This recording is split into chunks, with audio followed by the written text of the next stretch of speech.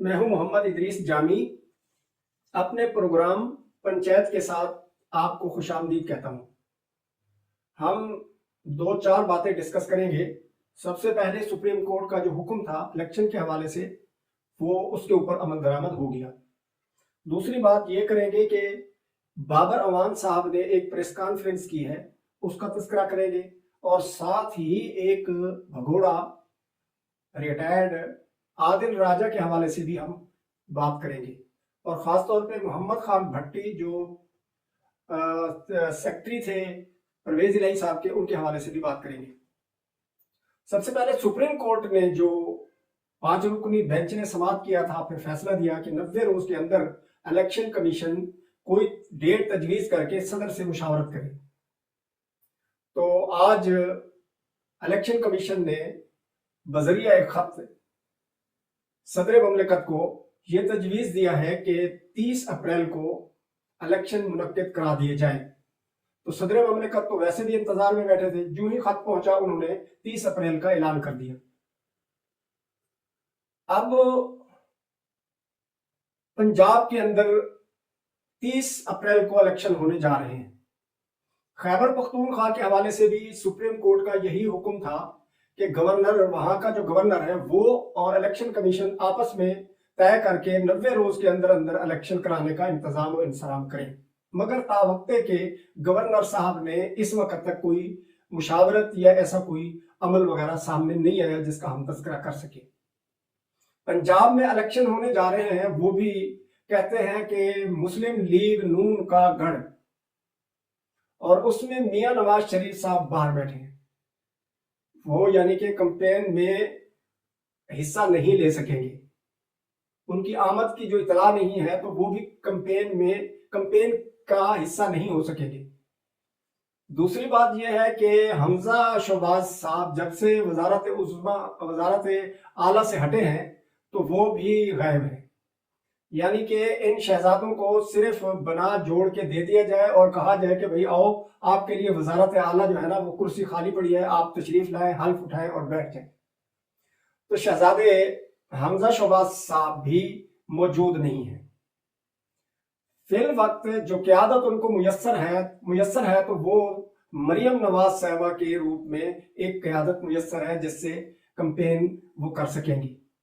اور ایک مسلم لیگ نون کو ایک اور بڑا دھچکا ہوگا اگر یہ الیکشن ہوتے ہیں تو اس میں، کیونکہ ان کا تو پورا کا پورا ٹبر اور پوری کی پوری قیادت مسلم لیگ کی یہ تو وفاقی کابینہ میں بیٹھی ہیں جو 83-85 کے لگ بھگ ہیں، ان کے تو ساری قیادت نامور لوگ جو ہیں وہ تو کابینہ کا حصہ ہے، تو کسی کابینہ کا فرد، وزیر، مشیر، کوئی بھی وہ الیکشن کمپین میں قانونی طور پہ حصہ نہیں لے سکتے۔ شہباز شریف صاحب ایز اے وزیر اعظم وہ بھی کہیں پہ بھی اس میں انوالومنٹ، مداخلت، تقریر یا کوئی پیکج وغیرہ وہ بھی نہیں دے سکتے۔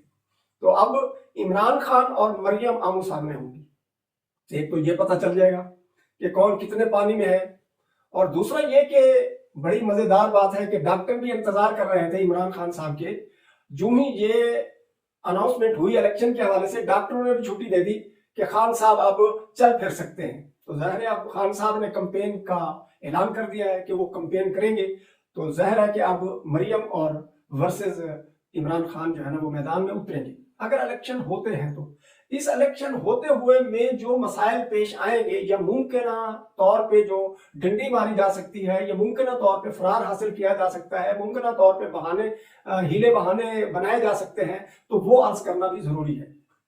سب سے پہلے تو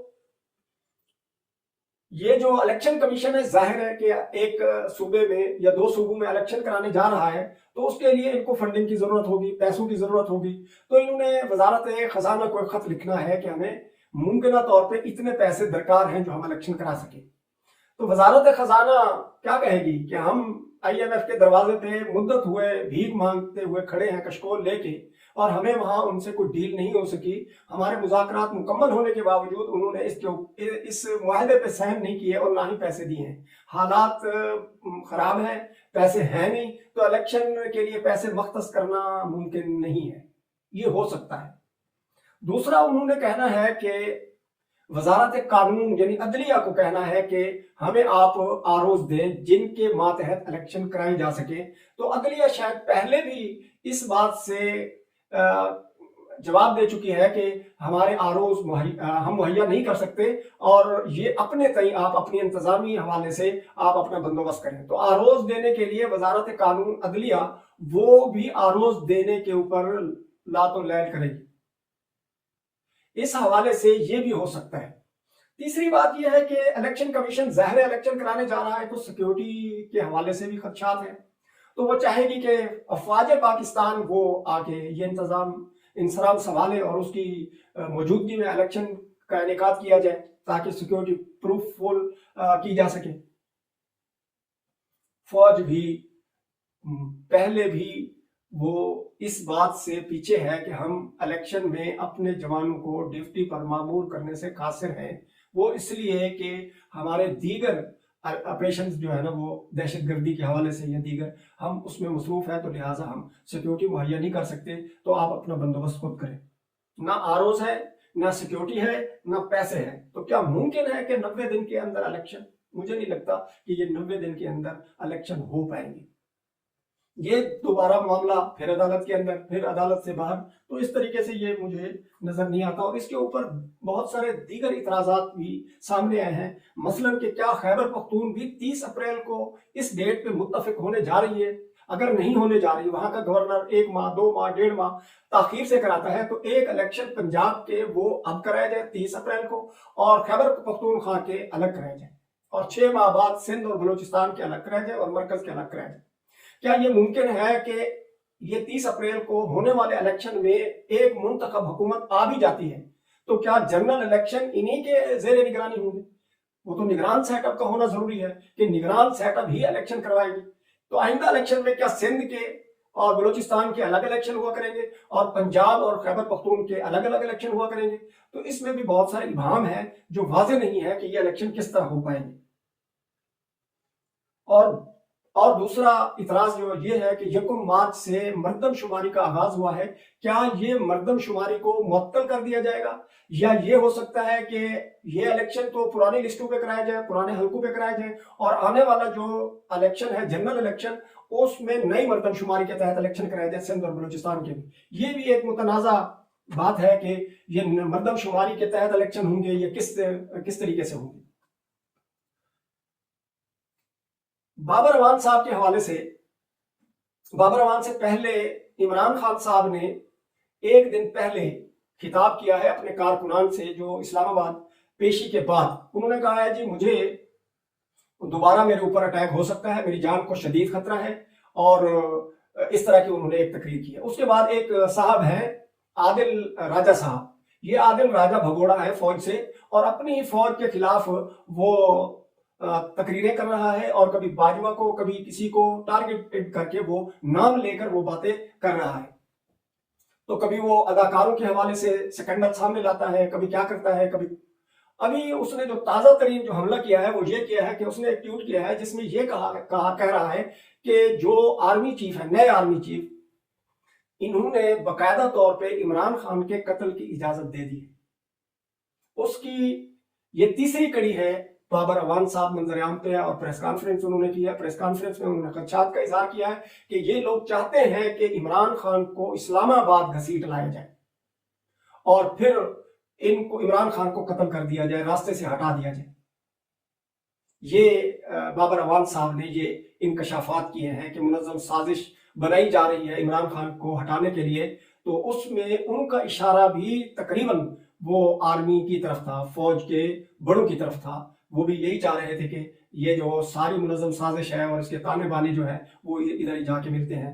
تو اس حوالے سے بابر اعوان صاحب کو یہ معلوم ہونا چاہیے کہ اس وقت پاکستان کے اندر جتنے بھی سیاستدان ہیں، بلاول بھٹو اور نون کے جتنے لیڈران ہیں وہ بھی طالبان کی ہٹ لسٹ پہ ہیں، اور غالباً پاکستان کے جتنے بھی سیاستدان ہیں ان کو یہ سیکیورٹی، یہ جو تھریٹ ہے یہ دیا گیا ہے۔ یعنی کہ یہ عمران خان اکیلا نہیں ہے جس کو خطرہ ہے، ممکنہ طور پہ ہو سکتا ہے، لیکن یہ اکیلا نہیں ہے، باقی بھی ہیں۔ لیکن جتنا شور و واویلا، جتنا بیانیہ بنا کے چڑھا کے اور شور کر کے انہوں نے گھڑا ہے، اس طرح کسی اور لیڈر نے نہیں گھڑا۔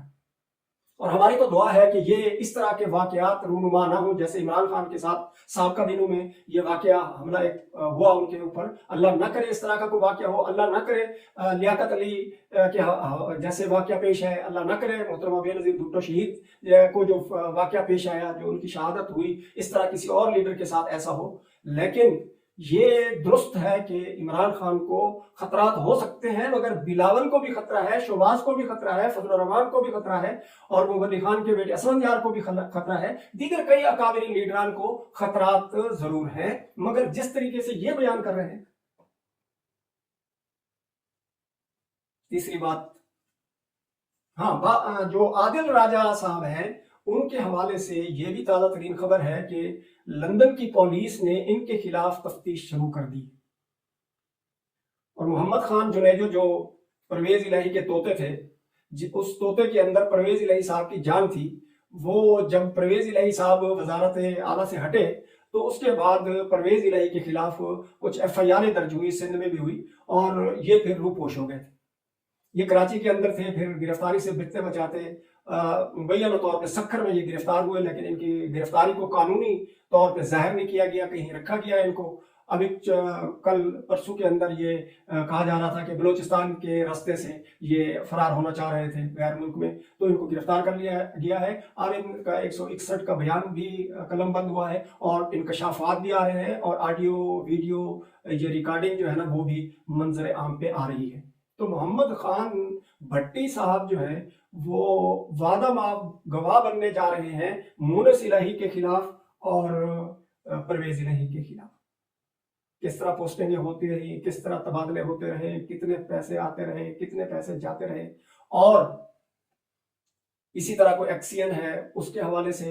اسی طرح ان کے کوئی قریبی رشتہ دار ہیں بھٹی صاحب کے جو درجہ چہارم کے ملازم ہیں اسمبلی کے اندر, پنجاب اسمبلی کے اندر, اور ان کے اکاؤنٹ کے اندر کروڑوں روپے ٹرانسفر کیے گئے ہیں. وہ بھی کئی انکشافات ہیں, اور وہ آہستہ آہستہ منظر عام پر آ رہے ہیں, اور دیکھتے ہیں کہ اس کی قانونی حیثیت کیا ہے, اور اس وعدہ مآب گواہ کی بھی کیا حیثیت ہے. کیا یہ ہم آنے والے دنوں میں ہم دیکھ سکیں گے کہ کیا حالات ہیں, کیا واقعات ہیں.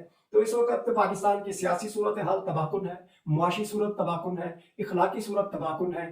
ٹیپ, آڈیو, ویڈیو کا سلسلہ ابھی جاری ہے. ابھی کل ہی فواد چودھری اور فیصل چودھری جو دونوں برادران ہیں, ان کی مبینہ آڈیو لیک ہوئی ہے, جس کی فواد چودھری نفی کر رہے ہیں کہ یہ جعلی ہے اور ہمارے خلاف یہ پروپیگنڈا ہے. تو میں سمجھتا ہوں کہ فواد چودھری ایک وزیر نشر و اشاعت بھی رہے ہیں, وزیر سائنس ٹیکنالوجی بھی رہے ہیں, تو ان کو چاہیے کہ ایف آئی اے میں ایک درخواست گزارے اور اس کا فرازق کرا لیں. بہت آسان سا حل ہے. لیکن اس میں مبینہ آڈیو کے اندر جن ججز کا ذکر ہو رہا ہے یا تذکرہ ہو رہا ہے, تو عدلیہ بھی اس وقت جو ہے وہ تقسیم ہے. عدلیہ کے اندر بھی واضح ڈویژن نظر آ رہی ہے کہ وہاں پہ کیا ہو رہا ہے, مراعات کتنی لیتے ہیں, یہ تنخواہیں کتنی لیتے ہیں, پروٹوکول یہ کتنا لیتے ہیں, اور انصاف فراہم کرتے ہیں تھکڑ قسم کا. تنخواہ لیتے ہیں ہائی پیمانے کی, اعلیٰ پیمانے کی, اور انصاف فراہم کرتے ہیں کتنی بڑی بلڈنگ, کتنے بڑے اخراجات, کتنا بڑے گاڑیاں, کتنے بڑے پروٹوکول, اور ان کی حالت دیکھیں جو قوم کو انہوں نے انصاف فراہم کرنا تھا, جو اپیلیں ان کے پاس پینڈنگ ہیں, ان کا کوئی پتہ نہیں. سیاسی کیس کو اتنے شوق اور ذوق سے سماعت کرتے ہیں, اور میڈیا فوکس ہے. آئندہ ملاقات ہوگی. والسلام.